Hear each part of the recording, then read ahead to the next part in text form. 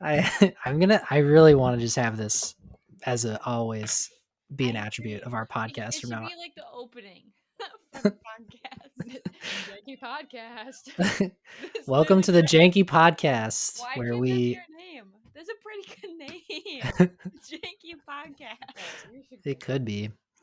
Okay, well, welcome to the Lyft Student Ministries podcast. I'm Paxton. I'm joined by Kate and Lexi. You guys want to introduce yourselves? Hi, my name is Lexi, and I am on staff. My name is Kate, and I'm a recent graduate from the High Point Youth Group. Well, formerly known as High Point Youth Group. You got to get your branding correct, remember? True. Lift Ministries. When I was there, it was High Point Youth Group. Sorry. It's true. No, we're still that, but now we have a trendy name, which, makes us cooler. So I'm glad to have you both on. I'm the student ministries director. I think I forgot to say that this time. But today we're talking about lust. So everybody's favorite topic, but an important one. Go ahead. And what? You said lust, but that's all. And pornography? Is that what I was supposed to say? Bingo. Oh, I figured that was like people would be like, "Oh, lust, obviously pornography." But I guess maybe not. No. It's lust is like an action. Porn, actually no. Lust is like a verb, right? Lust is a sin. It is, but like One of the It's a 7 desire. sins. it's a desire. Porn is the action. Well, Porn is a thing. You no, watch porn it. is a thing, Porn is like not an what action. you pornography is It's a noun. sexual content. Oh my gosh, we're already getting off to a bad start. No, this is a good start. I thought the first question was what is lust, Yeah, isn't don't it? you have the definitions for us? Help us out here. I do have the definitions. I was waiting for you guys to stop messing around. Yeah. Well, tell us then what the definition is, Kate. We're ready. Yeah, so the definitions for both pornography and lust. Lust is a passionate or overmastering desire or craving. So that can be for other things such as like money, power, but like our focus today is on lust with like say a person. And the kind of a key thing to note there is like the word overmastering. That kind of means you don't have power over yourself or your emotions. So that's like very good to note there. And then as far as pornography, the definition for that is printed or visual material containing the explicit description or display of sexual organs or activity intended to stimulate erotic or rather than aesthetic or emotional feelings. So the other word to focus on that too is like the intended. It's intended to stimulate. So that's just kind of the whole point of what pornography is for. Yeah, it's intended to arouse people and give like feelings of sexual pleasure. Yeah. There you go. Well, why should we care about that? As both as Christians and both as non-Christians, does it really matter all that much? Or I guess why does God care about that at all? That's you. I'm supposed to answer that? You want me to answer it? What are we talking about? Are we talking about the stats or like why it's wrong with using the Bible? Because that part that was wrong. Using the Bible or without using the Bible. This one? It's yes. both. We're talking about it's both. But okay, here I'll rephrase. Okay, so then what is if lust, you guys got into a bit of or you got after me about not defining my terms well.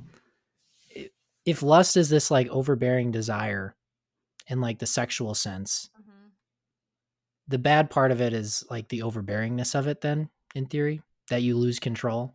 Correct. So what you're implying by saying that is that there is a desire in place that isn't necessarily bad on its own. That it's what this desire becomes, the way it is allowed to control you, that's bad. Like if you have a lust for power, the connotation is that's bad because the power is taking over who you are, or the desire for that thing, or lust for money. We'd call that like greed, maybe easier said. And so what is the good thing that, in the sense like with pornography, what are people trying to get that's the good thing with lusting after other people?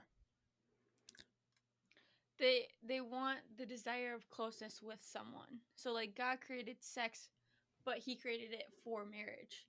But instead of people going to marriage for that, they're going to pornography instead to find Sure. Yeah, I think that's right, at least for part of it. Mm-hmm. Like, part of it is that people are going to They're going pornography instead of their marriage. Yeah, and they're going to the wrong place to get this fulfillment. And so, well, I think in the church and maybe in society in general too, people get confused and saying like, "Oh, like sin is this terrible thing and like we should avoid it and blah blah blah." And that's true. But there is a part of sin that is like twisting good things. And in the case of lust, like when we think about lust, and this is important for when we talk about what we're going to talk about the rest of the podcast, we need to understand that people are turning to lust because they have this desire in them that's not proportionate. It's not being adequately addressed, maybe, or well understood by them.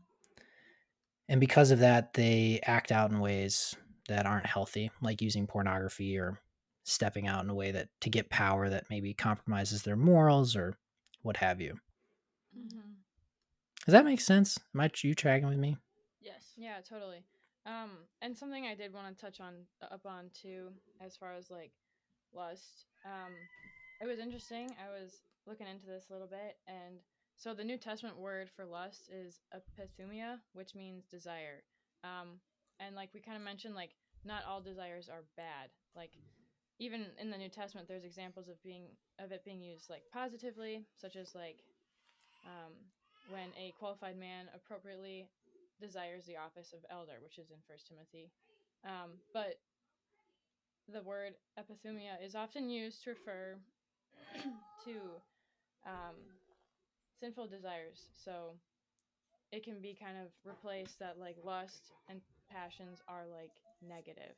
So like if epithumia is put in place, is that word of like lust, and so that's like a negative thing.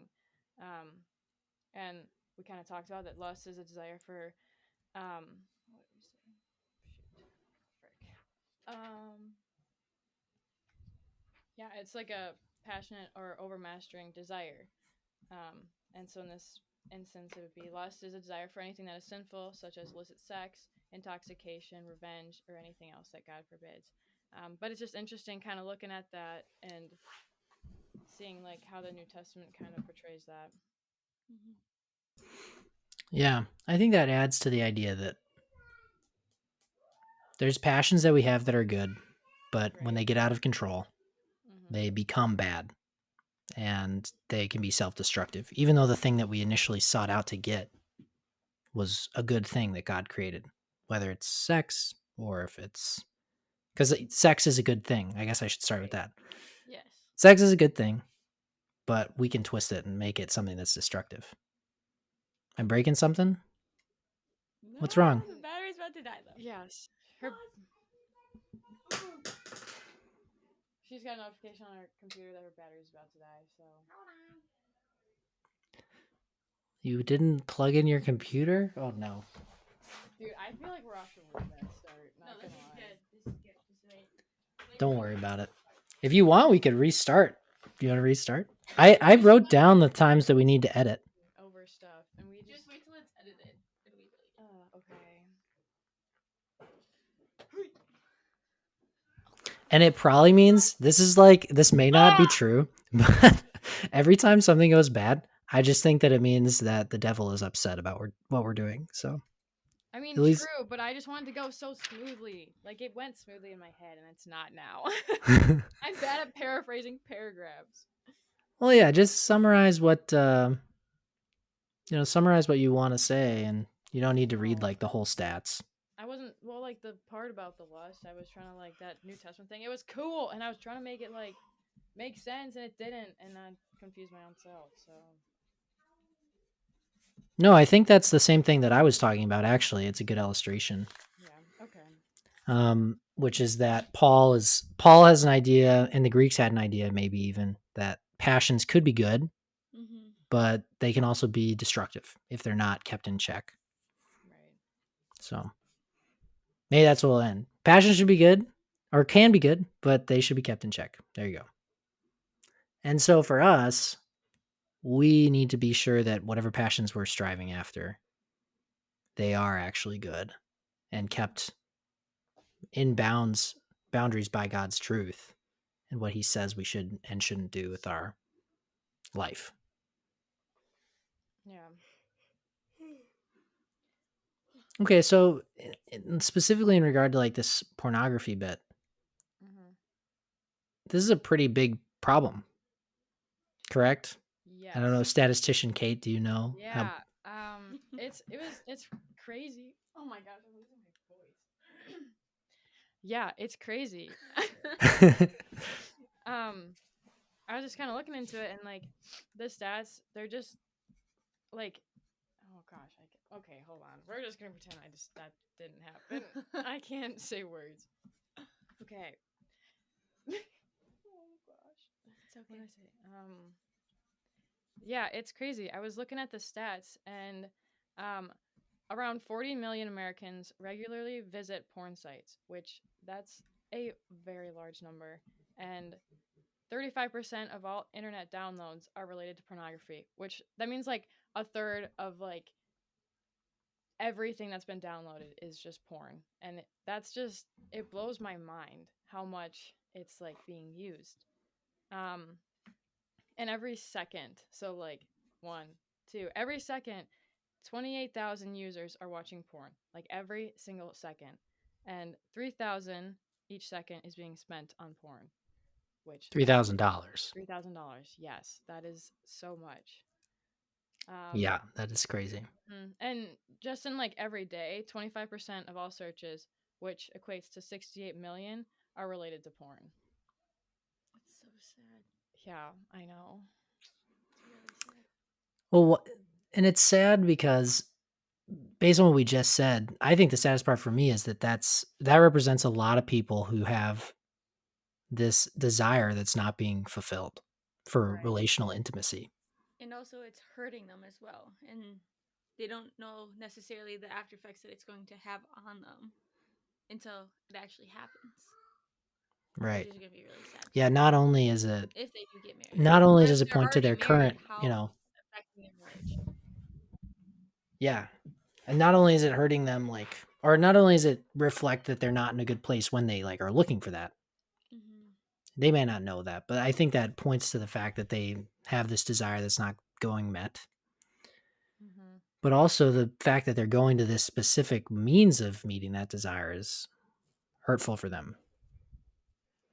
Yeah. And so if it is such a big problem, something in the church that I've heard is that it's pretty much only men who struggle with this. I think that's how most people understand this problem.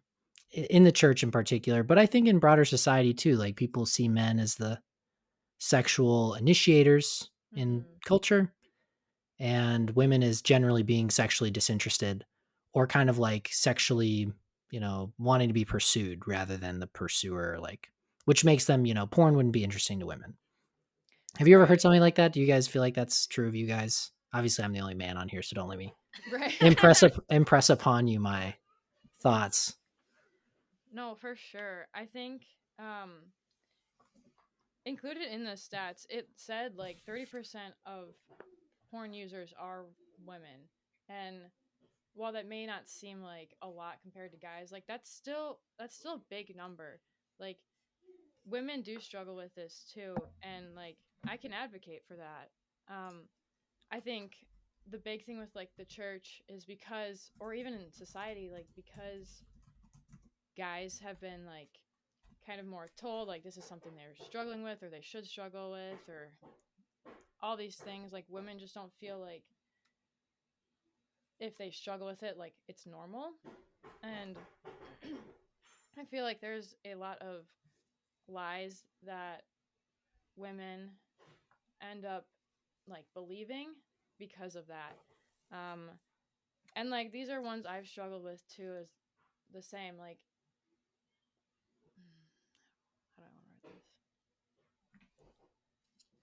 crap. um, I mean, I'm just Googling this right now, but it says 76% of females between the ages of 18 and 30 watch pornographic material. That's what one study found. Sheesh. So that's a lot higher than I think the stats you wrote on your sheet before this. But yeah. every study is different. But this other one I'm looking at here says 81% of women. That's Wait, insane. that's 81% of women 65 and older say they never have watched it. But 44% of women younger than 35 say that they have. Yeah, I So the think point is, it's probably going to be greater than half of women who are younger, but it seems to be like an up and coming problem, like for the younger generations. Yeah, I mean, with that, like for like teens, like 13 to 17, like 93% of boys and 62% of girls have been exposed to porn, which again is a very high number. Yeah, I mean, which makes sense because it's so prevalent. Like it's so easy to get access to. Literally all you need is a computer and a Google search. Yeah. Like anybody can get access to it. Mm-hmm. Going So back to those lies, though, I wanted to definitely hit up on some of the ones that like us women have believed, um, just to kind of make it like, no, we're gonna scratch that. Um, Talking about the lies that um, have been kind of formed in culture for us women to believe about porn. Um, One of them is sexual sin is a man's problem and you're a freak for struggling with it. So kind of like you said, like because it's been in society and in the church that like guys only struggle with it, us women feel like, oh, like it's just a guy's thing. Like I can't have this struggle. And I would say like the truth to that is like, yes, it can be mainly aimed at men. But looking at the stats, like we can see that this statement isn't true. Women do struggle with this, and it's okay. Like you don't have to feel like a freak. Like you're you're normal. You're just like all the rest of us who have struggled. Um, Another lie is you can't talk about your sexual issues, and no one will be there for you if you do. That was a big one I struggled with too. And again, for women who feel like that no one struggles with this, they're not going to want to open up because if you open up and no one struggles with it, like you're judged or you're felt like you're just left alone. Um, and then you just feel like no one's going to understand that struggle.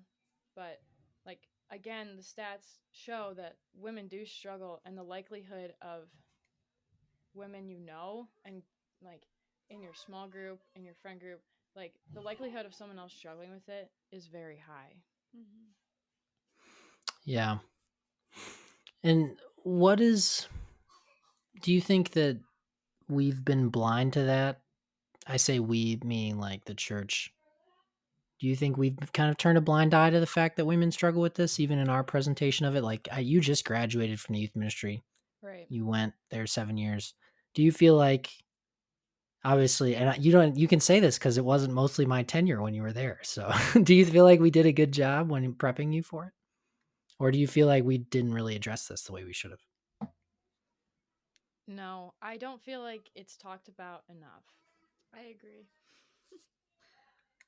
I feel like it's a topic that is Do you mean the brushed topic, upon. or specifically the women piece of it? Honestly, both. Yeah. Okay. I think it's brushed up on, but I think people are scared to talk about it. I'm not sure why, but because it's such a taboo topic, it's really hard to bring it up and it be normal. Mm-hmm.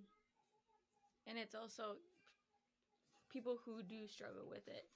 You don't want to be judged or have people look at you a different way. So that's why I think a lot of people don't talk about it. Hmm. That fear. And so I think it's also hard for like as a leader in the church, like it's hard to talk to people about it because number one, it's uncomfortable. Two, it's also hard to talk about. because you want to be loving and caring, but also say, hey, this is wrong. So it's hard both places. Yeah, I mean, we touch on at youth group pornography, I'd say regularly, but we don't address like we only do once a year where we have like a long-term talk about sexual things, and we actually skipped it this year because the student leadership team, sorry guys, I'm throwing you under the bus right now.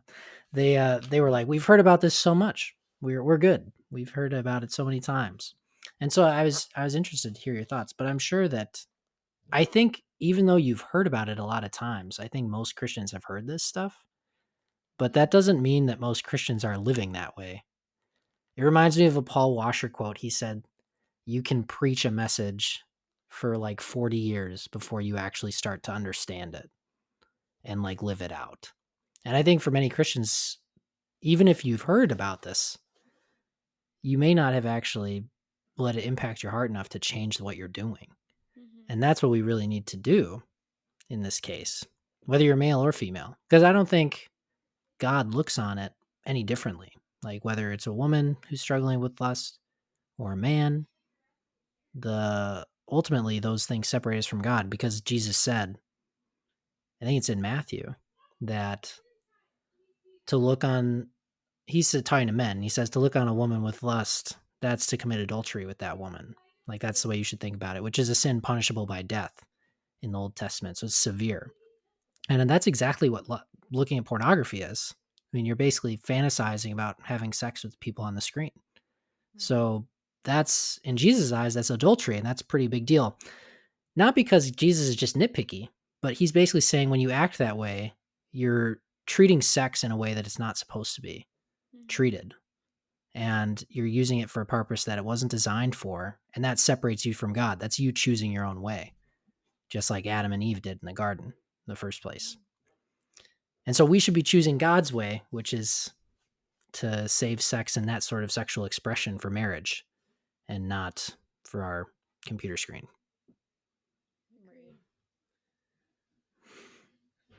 So do we want to, you kind of hit on this a little bit already, Kate. Do you feel like we've done enough on is lust bad for you or why is it bad for you?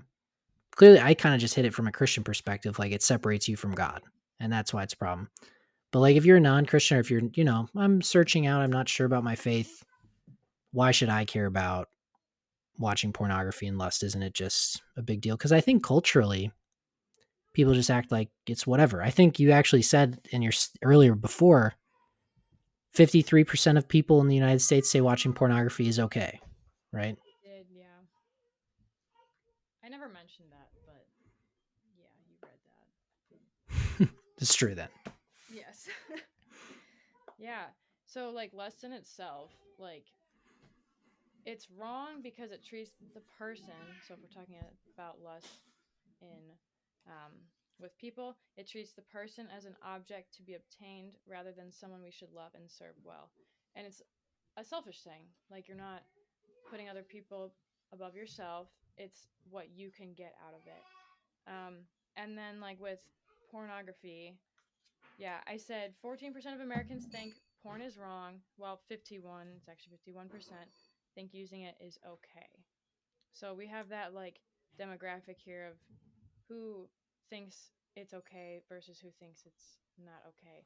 Um, which 51%, that's half of us. And it doesn't just like affect, yourself. You can say like, oh, it's just only harming me. It's not hurting other people, but in reality, it affects everybody. And I think a lot of people don't realize that. Like for teens themselves, like it increases the odds of teenage pregnancy, and it actually hinders sexual development. It disorients them during their developmental phase. It alters their brain chemicals and hormones in your brain. Whoa. It alters the chemicals and hormones in your brain. Yeah. What was I gonna say on that? Oh, no. Lost my train of thought. No. Hold on. I gotta get my thought process back. I was doing so well. Um, Just start where you left off and Than will clip it. yeah. I gotta move. I'm getting sore. Okay. I said chemicals. Okay, you gotta help me out here. Hold on. It messes like with the chemicals in your brain. Yeah, you know, we're Leads just you gonna to leave it. objectify people more. Did you say that one? Yeah, I will get to that. Yeah. We'll just continue off. It raises the risk of depression because you end up being more lonely watching it and even after. And then it creates distorted expectations which hinder healthy sexual development. So, like, for example, your expectations in a marriage of sex, it's going to be different from what normally should happen because you have these porn stars who are being told what to um, do this enough to like create this false expectation of what sex should be. And so, you know, getting into marriage, you're like, this is how it should be. And then when it doesn't happen, like when your wife or your husband doesn't do what you think should happen, you can easily become upset or think that you're That they're inadequate in like, some way right, or or that what holding you out on you. think is bad, right?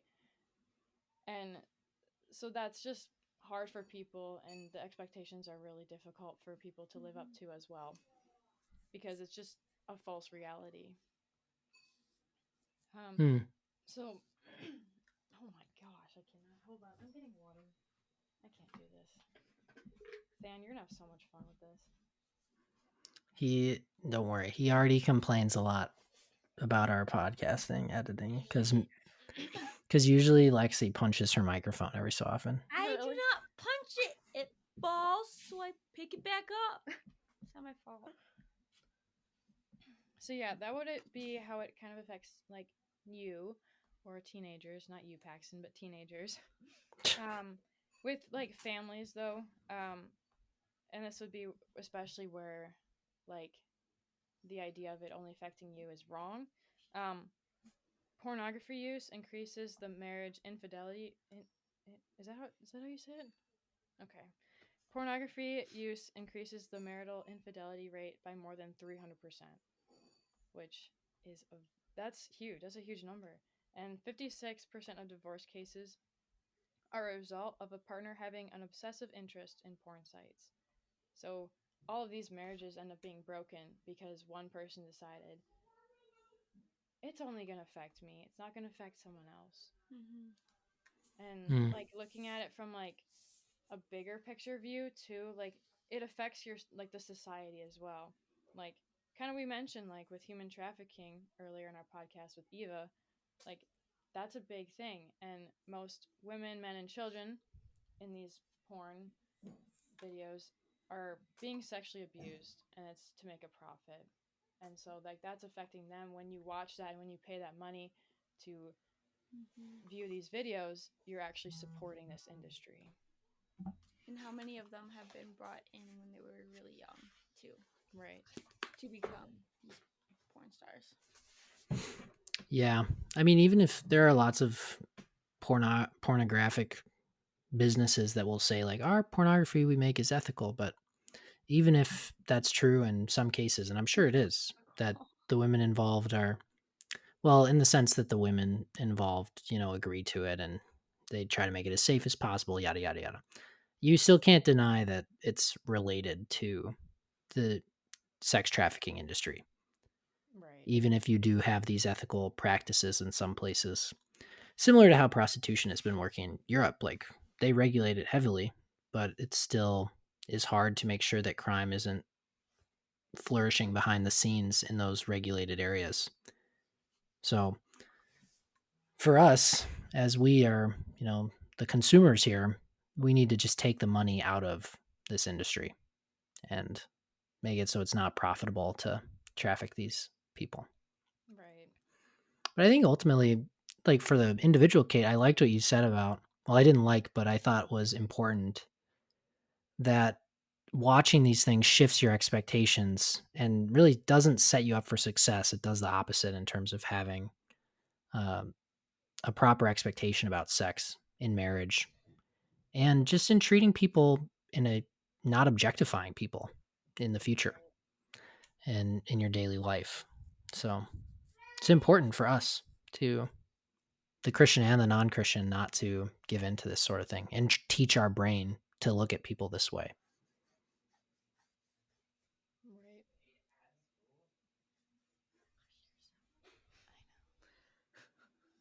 Is someone talking to us? They're walking through the hallway, so All right. Next question. Well, I want to add on that last part that you just said. I also like I've seen what marriage or what pornography in a marriage does, and I've seen how it can destroy a marriage because there's no intimacy. God created sex in a marriage so that there could be intimacy and closeness. And when you don't have that, and one partner is watching porn, well, then the other person feels like, oh, I'm not worth it. I can't perform like these other people do. My spouse loves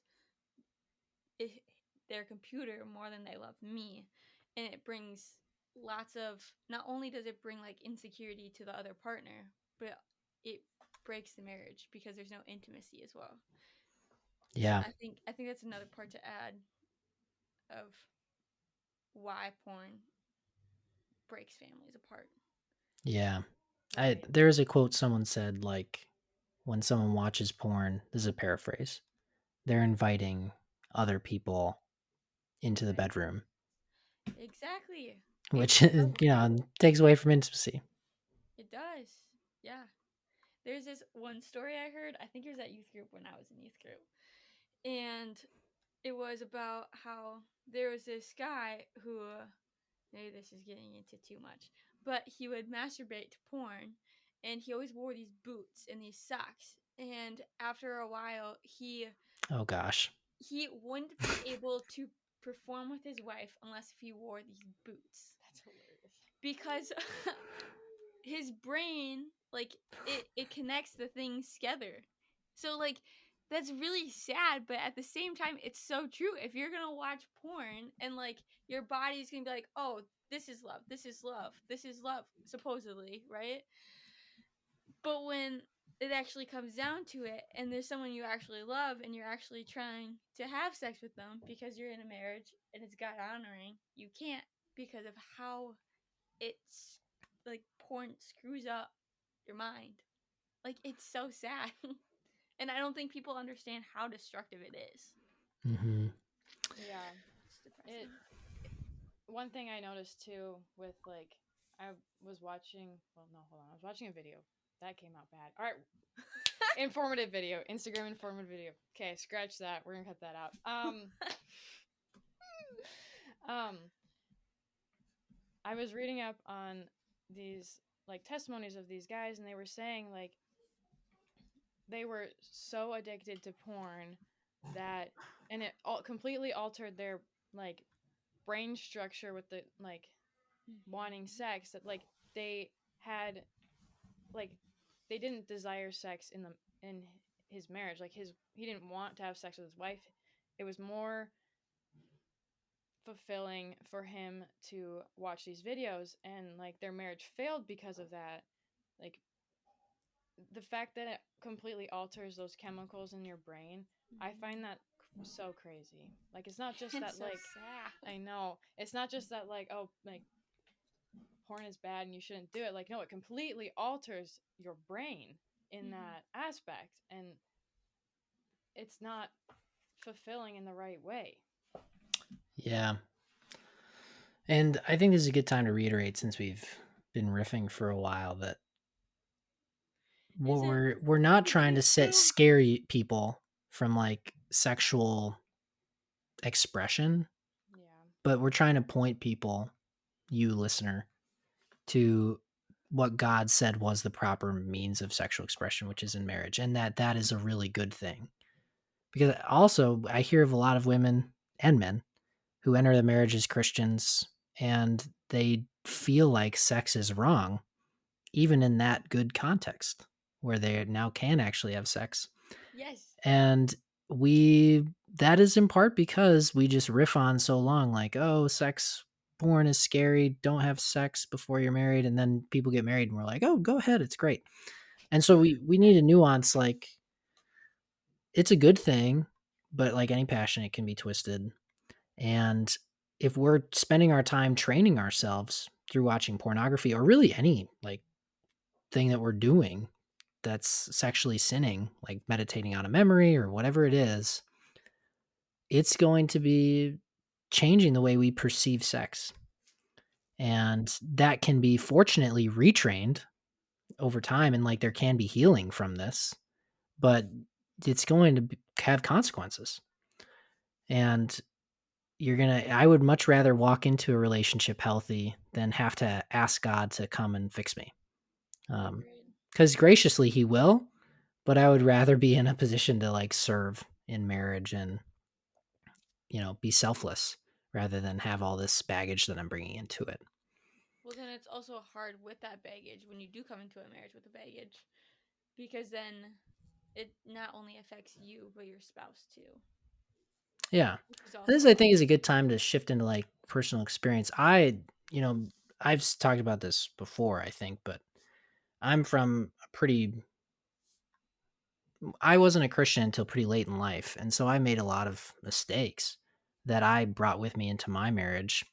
And God has been really faithful in seeing a lot of that healed through my marriage. And, I still am working with Morgan on things from my past, but God is gracious in that, in bringing us out of that for both of us. And so there's hope, but at the same time, I really wish that I had come to Christ earlier and trusted God and his provision and what he said how I should live, because he ended up being right. Not just because he's nitpicky and has a certain way he thinks things should be done, but because he designed human beings and he made sex. I sometimes Mike Beresford likes to drop that God invented sex, and like, so he loves it. And that's true. Like he does. true. And he knows he knows how it should be done. And so I wish I had trusted that. And so that would be my advice to like people, like, just trust God, see if he is more correct than you think he is. Because really when we don't do what he says, what that really is showing is that we don't actually trust God all that much. Yeah. And for me too, like I struggled with it. I mean, I was exposed to porn at 12 years old, and that was a big thing for me. Like I had no idea what this was, and I just stumbled across it, and it just became something I was addicted to for like 4 months after that. Um and I felt a lot of guilt and shame, and I knew it was wrong, sort of, but at 12 you don't really know what you're supposed to do with these like feelings, and like you like this but you're not supposed to. And so that was like that was a really difficult time for me because I was just trying to navigate those feelings. And I finally told someone, and I felt very free being able to tell someone, but it didn't help. I mean, it helped, but there was a lot of negative like effects still that came with it. Like, yes, I'm free from it, but it still affects me now. I mean, like,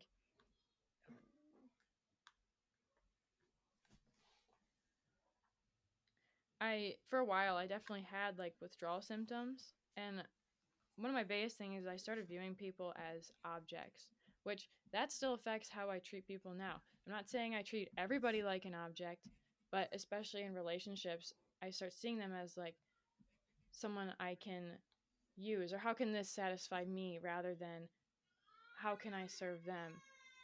And Yeah.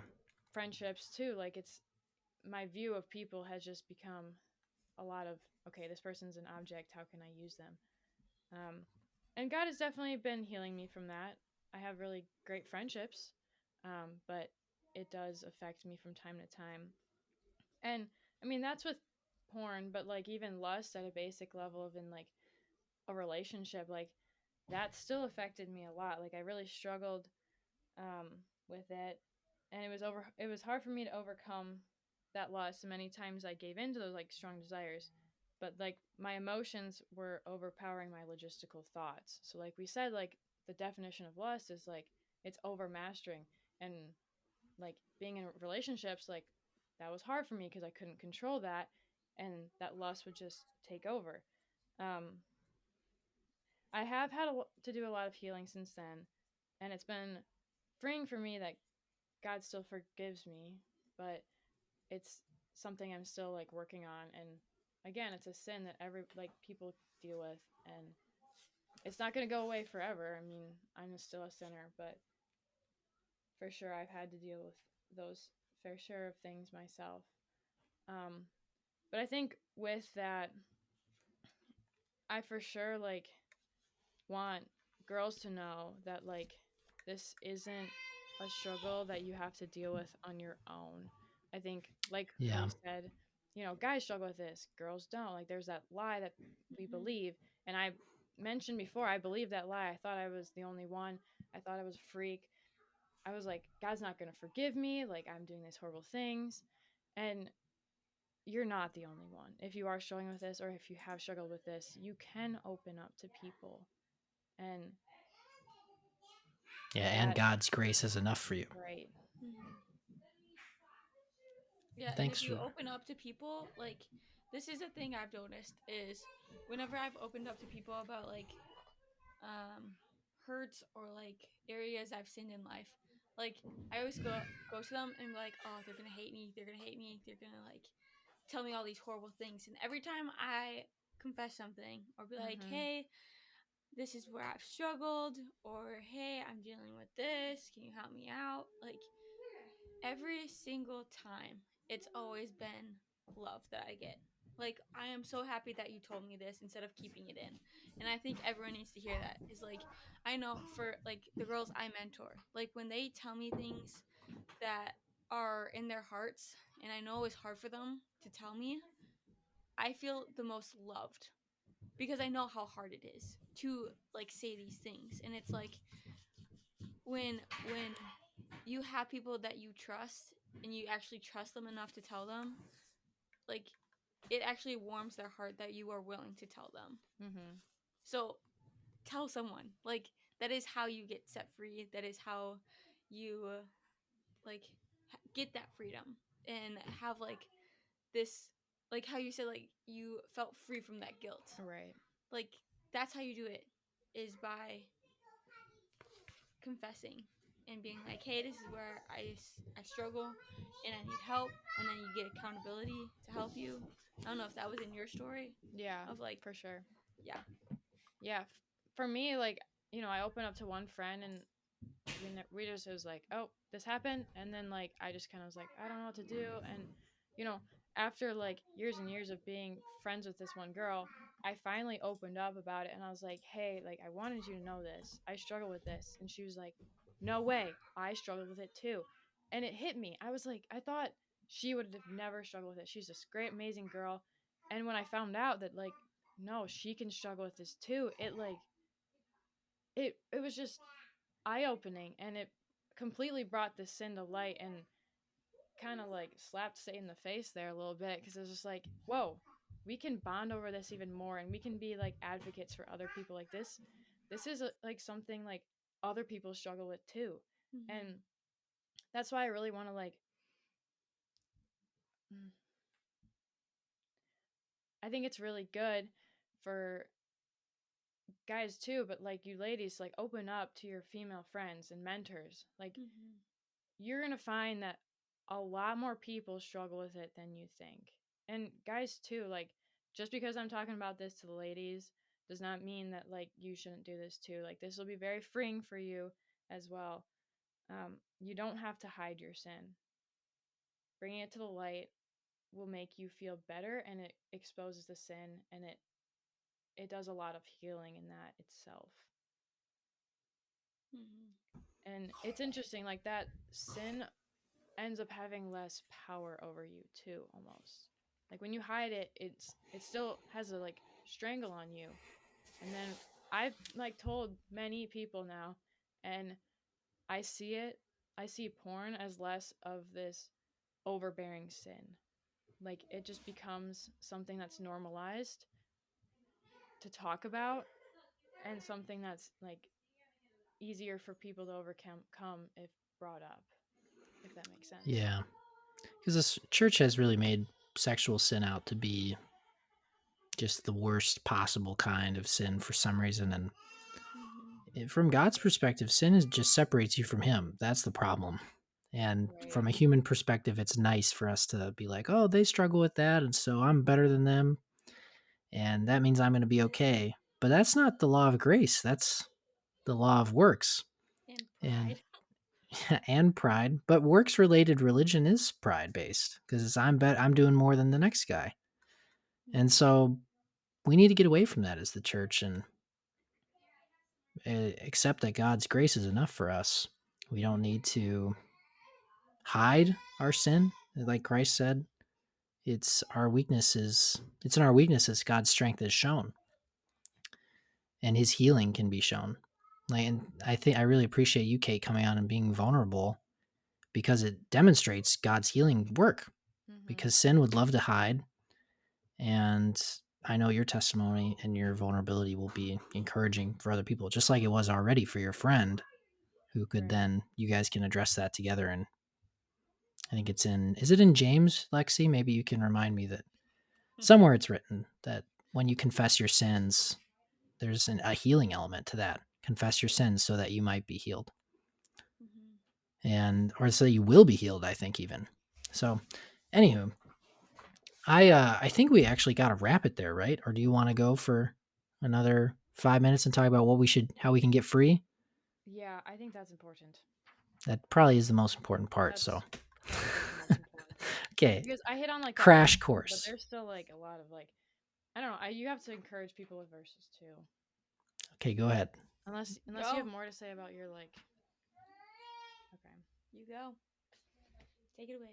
So yeah, going forward, I mean, we said, you don't have to hide your sin, but like another big thing is like knowing that you are free in Christ. Your sin has been forgiven and paid for. And you don't have to feel a bondage to your struggle. Like you can become slaves to righteousness rather than slaves to sin. And sometimes it does feel like that sin is like holding on to you, but like you can actively choose and take it to God. You can say, I don't want this sin, like take it from me, and He will. Um, with my like struggles, there was like two verses that really like helped me that I want to share too. Galatians 5:1. It is for freedom that Christ has set you free. Stand firm then, and do not let yourselves be burdened again by the yoke of slavery. Slavery meaning sin. And then Galatians 5:13. You, my brothers and sisters, were called to be free, but do not use your freedom to indulge in the flesh. Rather, serve one another in love. And just I didn't feel like I could be free from that sin, and it was really hard. And so being told like from God in the Bible that you can be free, that was just so like the burden was being lifted from my shoulders. I knew I didn't have to do this alone, and you don't have to do this alone. Like God's right there with you. Like He forgives you and He loves you, and your friends love you, and your mentors and your parents and all these people want to walk with you. And so just like know that you're free in Christ and you don't have to do this alone. And if you are still struggling, like I said, open up to a friend or mentor. Ask them to help keep you accountable. Like that's a big thing too. They You can just go to them, "Hey, I struggled today. Like I watched porn." Or like, can you pray for me? Can you help me out here?" Like that's really helpful. They'll help you keep accountable. You probably don't want to tell them, but like it's going to be really good for you to grow out of this. Um Something else I would yeah. add though is also like remove the things like it says I forget where, but it's like remove the plank from your own eye before removing the speck from your brother's eye. Like you have to remove the huge plank out of your own eye, which means like there's things going there's gonna be like a computer that is gonna make you stumble. Well, what things can you put on your computer that are like blocks to help you get away from watching porn? Or like if there's things that you know that you lust after, how can you remove those temptations so that you don't become tempted too. Right. And I think from a practical perspective, like if you're wrestling with this stuff, not that those things aren't practical, but like in terms of like what can I do actionably, like to make a change to my schedule or the groups I'm involved in.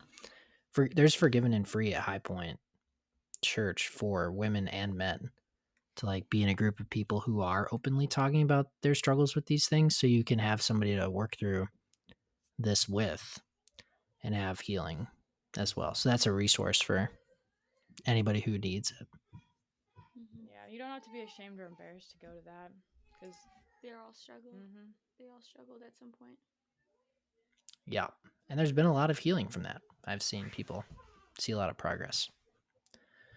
But at the end of the day, the reason why we're wrestling with this stuff at all with our sin as Christians is because we want to have more intimacy with God. And so I think setting your sights on that, like, how can I satisfy my desires? Like, remember, if these passions we have are basically unfulfilled, and that's why we're going to any sin, but in this case, the sin of lust and pornography use, there's a desire that's not being met that we have. And the Bible argues that the main thing we need that we're missing is our relationship with God, which has been bought by Christ through his death on the cross. So that's available to us, but we need to seek God out and spend time with him. And so that's another big thing is like, if you're wrestling with this stuff, is God the center of your life? Have you trusted him enough to actually believe that he's going to provide what you need relationally, physically, at work, whatever it is? Because if not, then of course you're going to feel dissatisfied and you're going to need to go somewhere to get it somewhere else. And so for us, we need to go and pursue the Lord. Yes, you have to let go of your flesh and the desire that is holding you back and give it to God. Lay it at God's feet and don't pick it back up. Mm-hmm. Nice. All right, should we wrap it there? Seems good. Yeah, do you have a good like wrap up thing? No, I always just say if you want to be on the podcast, you can be on it. Just shoot me an email and we'll have you on. You can pick the topic. Thanks, Kate, for choosing this serious and important one. It was a joy to talk with you about it. And you can come on. Thank you. Yeah, you can come on and be a hero just like Kate if you want to be on the podcast. Otherwise, we'll see you on the next one. Adios. Woohoo! See ya. Bye-bye.